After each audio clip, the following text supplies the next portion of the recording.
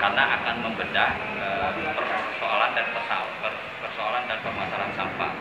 Karena kan banyak permasalahan, ada masalah kemacetan, masalah banjir, termasuk masalah persampahan. Kita tahu bahwa sampah di Palembang kan 1.170 ton per hari.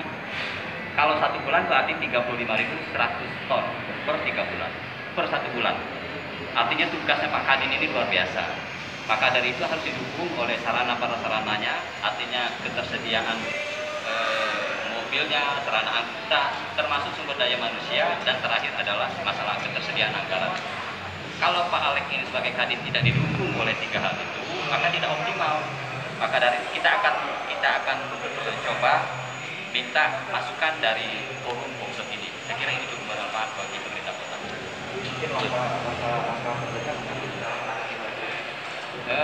Kalau dalam waktu dekat tentunya kan dari Pak Alex sudah melaksanakan gerakan pemungutan sampah, bahkan ada tim-tim khusus sampai ke tingkat RT, kelurahan, termasuk kerjasama dengan pertanian Pak Alex ya, membuat dengan PUPR juga membuat penyerapan air sehingga tidak terjadi genangan banjir, termasuk pengelolaan sampah. Bahkan ada tim gerak cepat dari Pak Alex yang begitu ada pengaduan masyarakat dia langsung turun ke jalan.